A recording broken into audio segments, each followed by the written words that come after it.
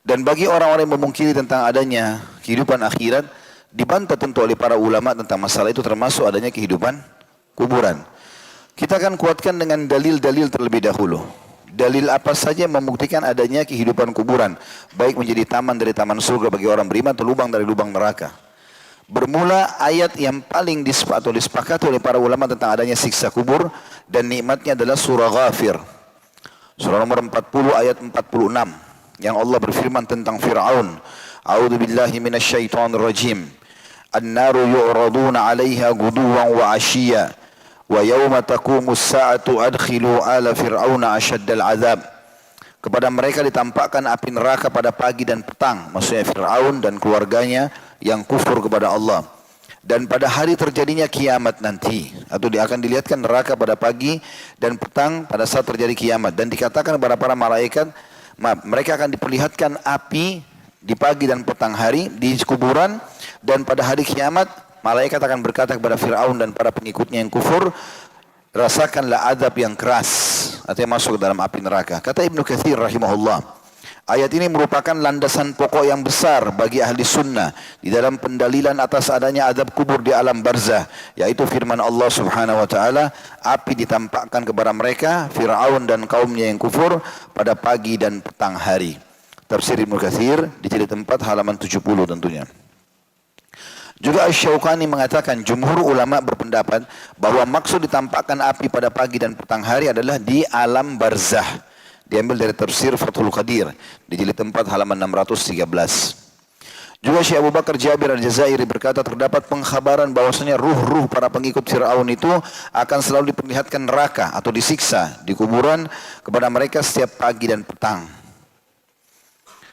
Dalam hadis Nabi SAW, hadis yang sahih diriwayatkan oleh Bukhari di nomor 1379, Muslim 2866, Tirmidzi nomor 1072. Kata Nabi SAW, "Idza mata ahadukum urida alaihi maq'aduhu bil ghadati wal 'ashi." Kalau seseorang di antara kalian meninggal dunia, maka akan diperlihatkan tempatnya di dalam kubur di pagi dan sore hari. In kana min ahlil jannah fa min ahlil jannah. Kalau dia termasuk penghuni surga, maka jadilah kuburannya itu menjadi surga. Wa in kana min ahlin nari fa min ahlin nar. Dan kalau dia termasuk penghuni neraka, maka akan jadi nerakalah kuburannya itu. Fayuqal hadza maq'aduka hatta yab'atsaka Allahu yaumal qiyamah. Maka malaikat akan berkata kepadanya, inilah tempatmu sampai Allah membangkitkanmu pada hari kiamat nanti.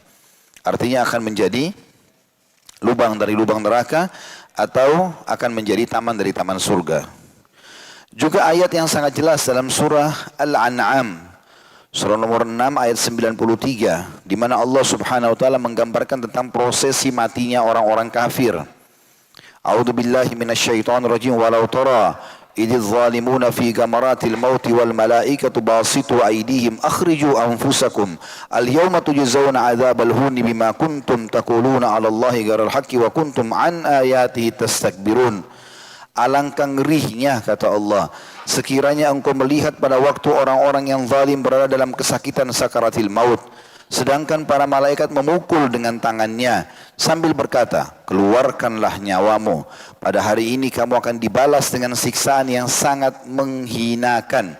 Di garis bawah kalimat ini Allah mengatakan, pada hari ini kamu akan dibalas dengan siksaan yang sangat menghinakan.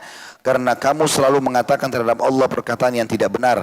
Dan karena kamu selalu menyombongkan diri terhadap ayat-ayatnya. Maksudnya tidak mau patuh pada perintah dan juga selalu melanggar larangan-larangan. Dikatakan oleh para ulama seperti Ibnu Abbas radhiyallahu anhuma, penafsir umat ini dari kalangan sahabat, sesungguhnya yang dimaksud dengan keluarkanlah nyawamu, pada hari ini kamu dibalas dengan siksaan yang menghinakan atau sangat menghinakan, adalah siksa kubur. Diambil dari tafsir Ibnu Katsir jadi 2 halaman 157. Juga diambil dari surah Sajadah, surah nomor 32 ayat 21 yang bunyinya a'udzubillahi minasyaitonir rajim wa lanudhiqannahum minal adzabil adna dunal adzabil akbar la'allahum yarji'un. Dan pasti kata Allah, kami akan merasakan kepada mereka sebagian azab yang dekat di dunia sebelum azab yang besar nanti di neraka agar mereka kembali ke jalan yang benar. Ibnu Abbas berkata, yang dimaksud dengan azab yang dekat adalah siksa kubur. Al-Bara' ibn Azib radhiyallahu anhu juga menukil kisah atau menukil hadis yang sangat jelas berhubungan dengan masalah itu, yang cukup panjang tentunya. Kalau orang beriman meninggal dunia, maka akan datang malaikat kepadanya, kemudian mencabut ruhnya sambil mengatakan, hai jiwa yang baik, keluarlah kepada pengampunan Tuhanmu, lalu dibungkus dengan kain kafan dari surga, kemudian naik ke langit, lalu kembali ke kuburan, lalu dia masih sempat mendengarkan suara sendal orang yang mengantarnya. Kemudian 3 langkah mereka jalan, maka baru datang malaikat mungkar nakir mendudukan lalu menanyakan, siapa Tuhanmu, siapa Nabimu, apa kitabmu. Lalu kemudian dia jawab dengan mudah. Lalu kemudian Allah berfirman kepada para malaikat, hamparkan atau bukakan jalan hambaku dari surga. Maka terhamparlah di hadapannya permadani dan sampailah kepadanya wangi-wangi surga itu. Kemudian jadilah taman dari taman surga kuburannya. Dan dia berdoa mengatakan, ya Allah cepatkanlah waktu karena aku tidak ingin masuk ke dalam, atau cepatkan waktu aku ingin masuk ke dalam surgaku. Begitu juga hadis ini cukup panjang, di mana Nabi SAW mengatakan, dan orang fasik ataupun orang munafik, orang kafir, maka sama. Mereka waktu ditanya oleh malaikat, waktu dicabut ruhnya dengan keras, kemudian dibungkus kain kafan dari neraka, sampai ke langit ditolak, kemudian dikembalikan ke kuburan. Setelah masuk kuburan, maka malaikat mungkar nakir tanya kepadanya, siapa Tuhanmu, siapa Nabimu, apa kitabmu. Dia cuma mengatakan, saya tidak tahu, saya cuma ikut-ikut dulu orang bilang apa. Kemudian setelah itu dibukakan baginya pintu nerakanya, lalu sampailah kepadanya bau busuknya dan panas apinya. Maka jadilah kuburannya lubang dari lubang neraka. Itu hadis yang sangat masyhur riwayat Imam Muslim tentunya. Itu hadis masyhur diriwayatkan Imam Bukhari.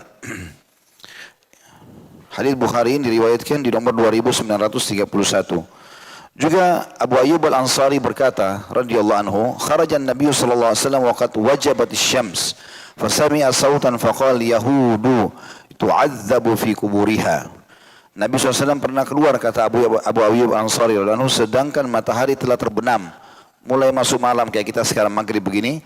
Lalu beliau mendengar suara gemuruh yang besar. Kemudian beliau pun bersabda, sesungguhnya suara itu adalah suara orang-orang Yahudi yang sedang disiksa di dalam kuburnya. Hadis ini hadis sahih riwayat Bukhari nomor 1375. Juga Ummu Mubashirah radhiyallahu anha berkata, Rasulullah SAW pernah datang kepadaku. Saya langsung terjemahkan karena hadisnya lafadznya panjang. Rasulullah SAW datang kepadaku dan aku sedang berada di salah satu kebun Bani Najjar yang dalamnya ada kuburan. Di antara penghuni kuburan tersebut adalah mereka yang mati di masa jahiliyah. Lalu Rasulullah SAW mendengar mereka sedang disiksa. Setelah itu Rasulullah SAW keluar dan berkata, berlindunglah kalian dari siksa kubur. Ummu Mubashirah radhiyallahu anha berkata, wahai Rasulullah, apakah mereka disiksa di kubur mereka? Kata Nabi SAW, benar, siksa yang hanya didengar oleh hewan-hewan. Hadis ini riwayat Ibn Hibban nomor 3125. Dan dalam hadis yang lain, kata Nabi SAW, seandainya aku tidak khawatir kalian tidak saling menguburkan, niscaya aku akan berdoa kepada Allah agar dia memperdengarkan kalian sebagian dari siksa kubur yang aku dengar. Hadis riwayat Muslim nomor 2868. Juga teman-teman sekalian, hadis Abu Hurairah radhiyallahu anhu dengan sanad yang sahih, pernah berjalan bersama Nabi SAW, kemudian terlihatlah beberapa kuburan. Lalu Nabi SAW berkata, penghuni kuburan ini sedang disiksa. 2 penghuni kuburan sedang disiksa. Yang satu kena tidak cebok pada saat kencing, dan yang satu suka menyebarkan adu domba. Kemudian Nabi SAW mengambil pelapa kurma yang basah, lalu menancapkan di tempat itu, kemudian mengatakan, semoga saja ini meringankan mereka selama belum kering. Tapi ini mukjizat Nabi alaihi salatu wassalam.